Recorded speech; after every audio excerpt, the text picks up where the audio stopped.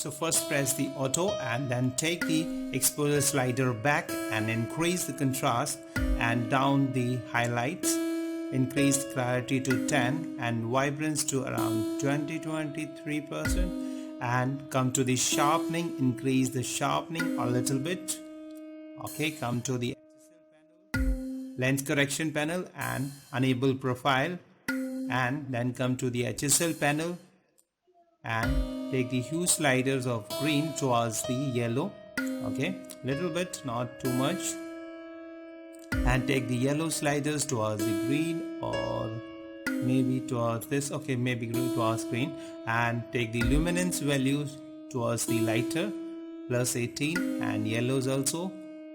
Okay, and this is sort of experimentation, and press open image, and that way it will open the image over here. Alright,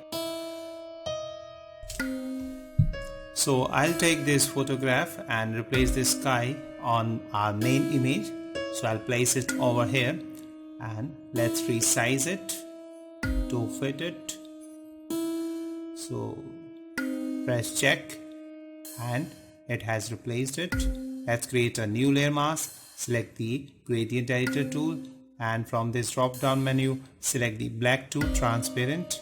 Okay, and press OK. Right, select the mask and select the linear gradient and opacity to 50% and click on the bottom and drag it upward this way, and we need to remove some edges. Okay, and make sure we have the soft edges around the horizon. Select the move tool and take it little bit upward and maybe around here. Okay, and select the mask and choose the brush and paint it over here with the black color to remove it from this, spilling it over here, and with the lower opacity of around 10% start painting on the horizon line so that it gets sort of mixed with the sky and the background. Okay, change the layer blend mode to multiply, or let's try the darken. Okay, darken is working fine here. Alright, and let's refine it a little bit further, paint with the black color even further so that these trees and the sky looks part of each other. Slowly paint it over. You have to be patient with this. Okay, now let's create the brightness contrast and increase the contrast a little bit from this adjustment.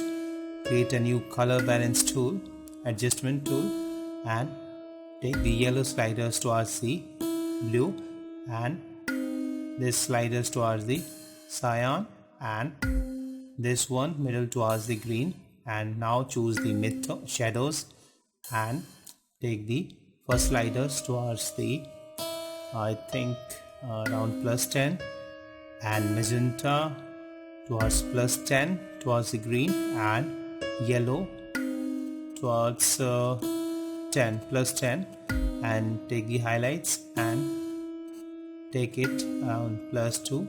Okay, and let's save this document so that we don't lose our work. Okay,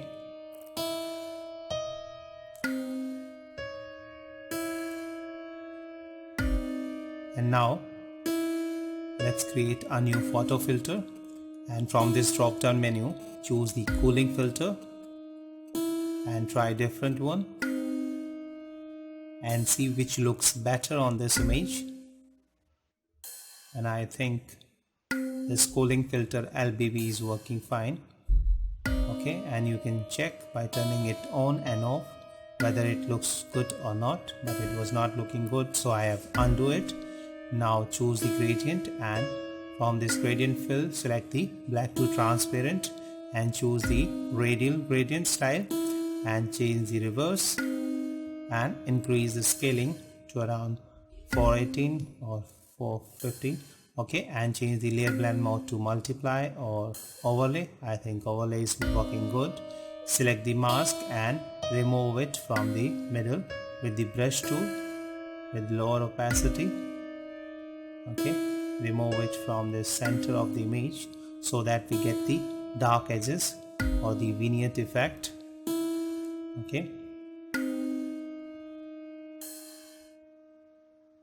and let's save our work so that we don't lose our work. And if you want to save it as a copy of JPEG also, because we were saying in the PSD format, but sometimes the PSD format gets crashed, so we need to save it in JPEG also.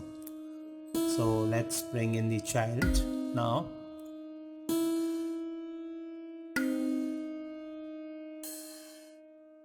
So let me browse my stocks, and I think which one should I take, and I will take this one.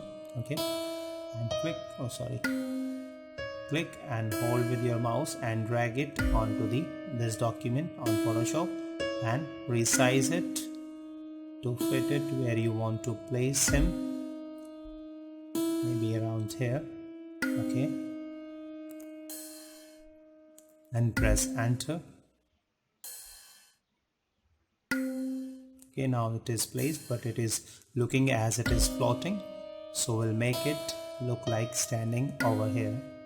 So first turn it off and create a new blank layer.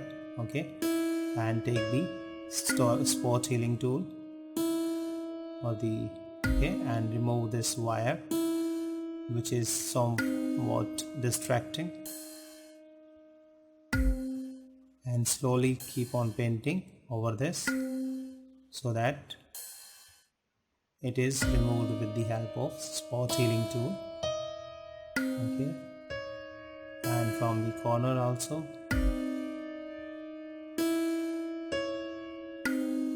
and little bit over here. Now turn it on.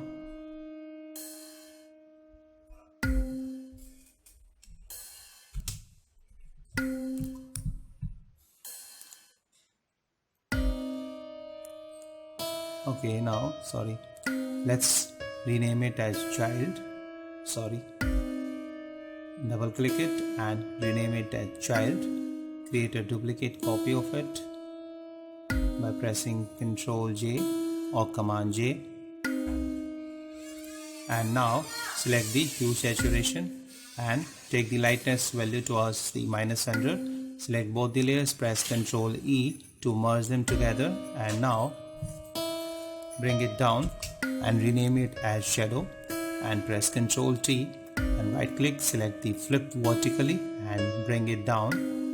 Okay, around here, and let's resize it and right click and select skew and click hold one corner and resize it to fit the child. Okay, around here, and select wrap, warp. Okay, and warp it around the child. Okay, so that it looks good, and press enter. And now go to the filter, select blur and choose Gaussian blur, and take the radius of around 24.9 and lower down its opacity to around 29-30. Okay, this is sort of experimentation which looks good on your image. You can take that one. Alright, I think 63% is looking good, and bring the Gaussian blur back to 7, and now lower down its opacity to around 29%. Okay, since we have applied it on the smart filter, we can again go back and change the value of it. Select both the layers and group them together and rename as child for future reference. Now select the curves adjustment and bring the highlights down, and make sure you clip it to the child and take the highlights even little down to match the lighting. And now create the new color adjustment there and clip it and take the mid-tone. First slider towards the cyan and second slider towards the green, and third one towards the yellow, or okay, yellow -2. Okay, or let's try this one. Okay, +2 is looking good. And now take the shadows and take the sliders toward the -2, and middle sliders +9, and yellow sliders toward -9. Okay, and check if it is looking good or not.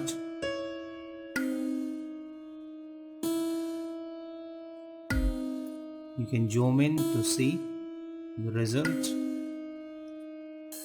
So let's bring it towards -3 and take the first sliders towards -10, and the third one slider towards maybe, let's see, -3. Okay, and zoom it out to check whether it is looking good or not. Now come to the layers panel and select our sky, unlock it, select all the layers and rename it as BG, that is short form for background, and create a copy of it by pressing Ctrl J and